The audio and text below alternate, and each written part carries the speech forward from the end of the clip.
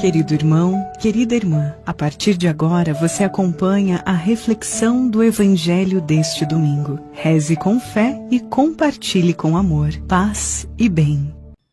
Estimados, paz e bem, sejam muito bem-vindos à central de podcast dos Freis Capuchinhos do Brasil, Reflexão do Evangelho. Eu sou o Frei Wilson e falo diretamente da Fraternidade Santíssima Trindade, Florianópolis, Santa Catarina. Estimados, iremos celebrar neste quarto domingo do mês de março, em nossas comunidades de fé, o quinto domingo da Quaresma. As leituras propostas são: primeira leitura, profeta Ezequiel, capítulo 37, versículos 12 ao 14. O salmo, conforme a versão grega, o salmo 129, na versão hebraica, o salmo 130. A segunda leitura, Romanos, capítulo 8, versículos de 8 ao 11. O Evangelho, João, capítulo 11, versículos de 1 ao 45. Com o coração aberto, eu te convido a ouvir a narrativa do Evangelho que diz: Naquele tempo, havia um doente, Lázaro, que era de Betânia, o povoado de Maria e de Marta, sua irmã. Maria era aquela que ungira o Senhor com perfume e enxugara os pés dele com seus cabelos. O irmão dela, Lázaro, é que estava doente. As irmãs mandaram então dizer a Jesus: Senhor, aquele que amas está doente. Ouvindo isto, Jesus disse: Esta doença não leva à morte. Ela serve para a glória de Deus, para que o Filho de Deus seja glorificado por ela.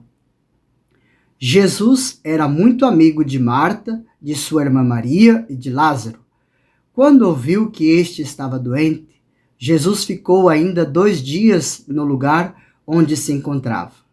Então, disse aos discípulos: Vamos de novo à Judéia.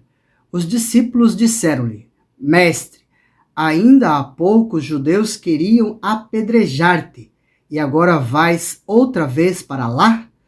Jesus respondeu: O dia não tem 12 horas? Se alguém caminha de dia, não tropeça, porque vê a luz deste mundo. Mas se alguém caminha de noite, tropeça, porque lhe falta a luz. Depois acrescentou: O nosso amigo Lázaro dorme, mas eu vou acordá-lo. Os discípulos disseram: Senhor, se ele dorme, vai ficar bom. Jesus falava da morte de Lázaro, mas os discípulos pensaram que falasse do sono mesmo. Então Jesus disse abertamente: Lázaro está morto, mas por causa de vós, alegro-me por não ter estado lá, para que creiais. Mas vamos para junto dele. Então Tomé, cujo nome significa gêmeo, disse aos companheiros: Vamos nós também para morrermos com ele. Quando Jesus chegou, encontrou Lázaro sepultado havia 4 dias. Betânia ficava a uns 3 quilômetros de Jerusalém. Muitos judeus tinham vindo à casa de Marta e Maria para as consolar por causa do irmão. Quando Marta soube que Jesus tinha chegado, foi ao encontro dele. Maria ficou sentada em casa. Então Marta disse a Jesus: Senhor, se tivesses estado aqui, meu irmão não teria morrido. Mas, mesmo assim, eu sei que o que pedires a Deus, ele te concederá. Respondeu-lhe Jesus: Teu irmão ressuscitará. Disse Marta: Eu sei que ele ressuscitará na ressurreição, no último dia. Então Jesus disse: Eu sou a ressurreição e a vida.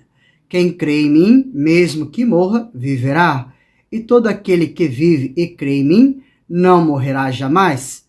Crês isto?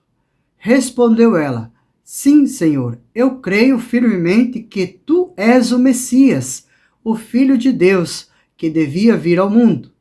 Depois de ter dito isto, ela foi chamar a sua irmã, Maria, dizendo baixinho: O mestre está aí e te chama. Quando Maria ouviu isso, levantou-se depressa e foi ao encontro de Jesus. Jesus estava ainda fora do povoado. no mesmo lugar onde Marta se tinha encontrado com ele. Os judeus que estavam em casa consolando-a, quando a viram levantar-se depressa e sair, foram atrás dela, pensando que fosse ao túmulo para ali chorar. Indo para o lugar onde estava Jesus, quando o viu, caiu de joelhos diante dele e disse-lhe: Senhor, se tivesses estado aqui, o meu irmão não teria morrido. Quando Jesus a viu chorar, e também os que estavam com ela, estremeceu interiormente. Ficou profundamente comovido e perguntou: Onde o colocastes? Responderam: Vem ver, Senhor. E Jesus chorou. Então os judeus disseram: Vede como ele o amava. Alguns deles, porém, diziam: Este que abriu os olhos ao cego, não podia também ter feito com que Lázaro não morresse? De novo, Jesus ficou interiormente comovido. Chegou ao túmulo, era uma caverna fechada como uma pedra. Disse Jesus: Tirai a pedra. Marta, a irmã do morto, interveio: Senhor, já cheira mal, está morto há 4 dias. Jesus lhe respondeu: Não te disse que, se creres, verás a glória de Deus? Tiraram então a pedra. Jesus levantou os olhos para o alto e disse: Pai, eu te dou graças porque me ouviste. Eu sei que sempre me escutas, mas digo isto por causa do povo que me rodeia, para que creia que tu me enviaste. Tendo dito isso, exclamou com voz forte: Lázaro, vem para fora. O morto saiu atado de mãos e pés com os lençóis mortuários e o rosto coberto com um pano. Então Jesus lhes disse: Desatai-o e deixai-o caminhar. Então, muitos dos judeus que tinham ido à casa de Maria e viram o que Jesus fizera, creram nele. Estimados, estamos celebrando o 5º domingo da Quaresma. Já estamos nos aproximando do grande evento que é a celebração do mistério da paixão, morte e ressurreição de Jesus. Mistério esse que é o motivo pelo qual vivemos e celebramos esse tempo quaresmal, pois sua finalidade é nos preparar para celebrarmos consciente e plenamente tal acontecimento, que é a centralidade da nossa fé cristã. Nesse sentido, a liturgia da palavra desse final de semana vem nos preparar e recordar, por meio das leituras, que a morte, na perspectiva cristã, não é o fim e não tem a palavra final, pois quem crê em Jesus não recebe apenas esta vida, mas não a perde para a morte, ainda que tenha que passar por ela. Isso é feito por meio da narrativa do reavivamento, ressurreição de Lázaro. Dizemos reavivamento porque Lázaro não fez a experiência da ressurreição eterna. A ressurreição de Lázaro tem como propósito, na narrativa do Evangelho, antecipar e evidenciar o que acontecerá com Jesus. Nessa narrativa, nós vemos como que em um espelho, muitos dos elementos presentes no sepultamento e na ressurreição de Jesus.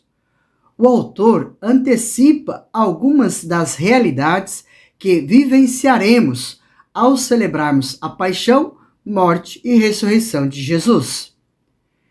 Assim, o Evangelho já está nos situando diante da realidade da morte que será vencida. Tendo presente isso, nós conseguimos compreender os elementos do Evangelho que inicia apresentando 3 pessoas. Dentre essas, Lázaro, que está doente e vai morrer, e suas irmãs Maria e Marta, sendo que Maria é apresentada como aquela que ungiu Jesus e enxugou com os cabelos. Essas pessoas representam aqueles que já aderiram a Jesus, já o reconheceram como Senhor, Kyrios. Por isso, tanto Marta quanto Maria o chamam de Senhor. É a comunidade crente e é para eles também que Jesus tem algo a dizer. São os destinatários da sua mensagem. Essas irmãs mandam um recado a Jesus. Aquele que amas está doente. Ao receber a notícia, Jesus diz: essa doença não leva à morte, ela serve para a glória de Deus. O que isso significa? Significa que o sofrimento físico não tem a última palavra, que as dificuldades servem a um propósito maior, que é fortalecer a fé dos discípulos e revelar quem é Jesus. O termo glória, em grego, é doxa, e quer expressar isso mesmo, não a fama da pessoa, mas quem ela é. Veja que Jesus vai utilizar esse termo novamente no versículo 40, quando disse a Marta: não te disse que, se creres, verás a glória de Deus? Mas em nenhum momento ele tinha dito isso a ela explicitamente. Ele disse quando deram a notícia da doença de Lázaro e aos que ouviram, ou seja, aos que estavam com ele, no caso, os discípulos. De qualquer modo, os discípulos ou Marta, que representam a comunidade que aderiu a Jesus e sabe que ele é o Messias, precisam testemunhar essa verdade. E diante de tal verdade, não há espaço para a não confiança total no seu agir, como veremos na sequência. Jesus ficou 2 dias no lugar onde recebeu a notícia e para chegar ao lugar demorou mais 2 dias, dando um total de 4 dias. Por isso, quando ele chega ao local e pede para retirar a pedra, a irmã de Lázaro, Marta, vai dizer-lhe: Senhor, já cheira mal. Está morto há 4 dias. Recordamos que, na compreensão judaica, até 3 dias era possível que uma pessoa reavivasse, mas 4 é a constatação certa da morte, pois a pessoa já estaria em estado de decomposição. Aqui precisamos entender que, no relato, Jesus fala que Lázaro está dormindo, versículo 11, depois diz que ele morreu, versículo 13, explicitamente, para que os discípulos compreendessem. Como toda a explicação está sendo dirigida aos discípulos, precisamos entender que o evangelista está dizendo à comunidade que a morte, mesmo sendo uma realidade concreta, deve ser compreendida na dimensão da fé como um sono. Tal realidade é confirmada pelo apóstolo Paulo em 1 Tessalonicenses, capítulo 4, versículos 13 seguintes. Assim, a analogia do sono implica que a morte não é o fim definitivo. Não é à toa que a palavra cemitério no grego é koimitérion, que significa dormitório. Então, a narrativa é um esclarecimento para a comunidade ao se reportar aos discípulos, e quando ele diz que a morte é para a glória de Deus, tem o sentido de que, por tal ação, ou seja, pelo reavivamento de Lázaro, aqueles que lá estavam testemunhassem e crescem que Jesus é o Messias, pois, conforme a tradição judaica, um dos sinais evidentes da chegada do Messias era o poder de ressuscitar, como descrito na primeira leitura do profeta Ezequiel. No entanto, há uma expressão bem interessante no Evangelho que demonstra que o reconhecimento de Jesus como o Messias ainda não era uma realidade, como ainda não é, e que essa atitude ou ação de fazer Jesus conhecido cabe impreterivelmente à igreja. Vemos isso por meio da atitude de Marta, que vai até a sua irmã Maria, que tinha ficado em casa, e diz a ela: o mestre está aí e te chama. Versículo 28. Cabe à igreja anunciar a presença de Cristo entre nós. E Maria, que recebe o anúncio, se levanta e vai rapidamente ao encontro do mestre. Então, os que circundavam a realidade da morte e que tinham ido até Betânia para consolar Marta e Maria, representam aqueles que ainda não reconheceram Jesus como o Messias. Ainda não professam a fé nele, apesar de reconhecer que ele é capaz de fazer grandes coisas, dentre elas, restituir a vista aos cegos. Dizemos isso, pois por 2 momentos, o evangelista emprega a forma verbal embri maumai, no versículo 33 e no versículo 38, que nós traduzimos como comoveu-se profundamente. E no versículo 35 diz que Jesus chorou. Essa afirmação demonstra a humanidade de Jesus, mas também tem um detalhe. É possível dizer que Jesus chorou não por causa da morte de Lázaro, mas por uma indignação, isto é, pela falta de fé que manifestam diante da presença de quem é a ressurreição e a vida. Deduz-se isso diante das inúmeras vezes em que o evangelista acentua o termo crer. Veja que, do versículo 1 até o versículo 45, foram 8 vezes que o verbo crer foi empregado.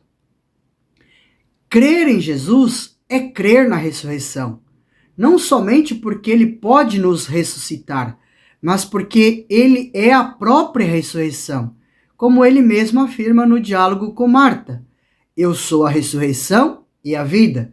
Quem crê em mim, mesmo que morra, viverá. E todo aquele que vive e crê em mim, não morrerá jamais. Versículos 25 e 26. Dizemos que a realidade da morte e o reavivamento de Lázaro são como se fosse um espelho no qual está refletida a realidade da morte e ressurreição de Jesus. Veja como isso se dá na narrativa. Assim como Lázaro foi sepultado em uma rocha, caverna, e na entrada havia uma pedra, Jesus também foi. Aqui, Jesus manda que se retire a pedra. Na narrativa da sua ressurreição, subentende-se que a pedra foi removida por ele mesmo ou pelo seu poder. Contudo, aqui há uma fala com autoridade: retire a pedra. Na sequência, gritou fortemente. É um modo de expressar o seu domínio sobre o poder da morte, que deve se submeter a ele. A ordem foi dada a Lázaro: vem para fora. Não chamou um morto, mas um vivo, e pelo seu nome. Para a fé judaico-cristã, isto significa que a morte não retira a identidade da pessoa. Outra referência que espelha o que se passou com Jesus é a referência à forma como Lázaro saiu do sepulcro. Esta serve para colocar a distinção com as evidências da ressurreição de Jesus. Enquanto Lázaro teve que ser ajudado a se livrar dos sinais de sua morte, o próprio Jesus ressuscitado se livrou das mortalhas, mas as deixou devidamente colocadas no sepulcro. João, capítulo 20, versículos 6 e 7. Veja que toda a narrativa tem essa intenção: reafirmar a fé em Jesus, que é o Cristo, o qual tem o poder sobre a morte. Portanto, Jesus não é apenas aquele quem traz a ressurreição, mas ele é a ressurreição. Crer em Jesus é crer na ressurreição, pois, como diz o apóstolo Paulo, se Cristo não ressuscitou, vã é a nossa fé. Estimados, penso que a liturgia da palavra deste final de semana tem esse grande ensinamento: nos colocar diante da realidade da ressurreição como fundamento inegociável da fé cristã, na qual a morte não tem a última palavra, e que, na vida cristã, somos constantemente chamados a dar esse testemunho para que aqueles que ainda não reconhecem Jesus como Messias possam fazer tal experiência. De modo que cabe a cada um de nós tal atitude, expressa na ida de Marta até Maria, expresso no retirar a pedra, o qual expressa o esforço humano de preparar o caminho para a graça, bem como o desatar as faixas tem o significado de que a comunidade é chamada a ajudar aqueles que renasceram, isto é, a todos os batizados, a viverem plenamente a experiência já aqui de ressurreição.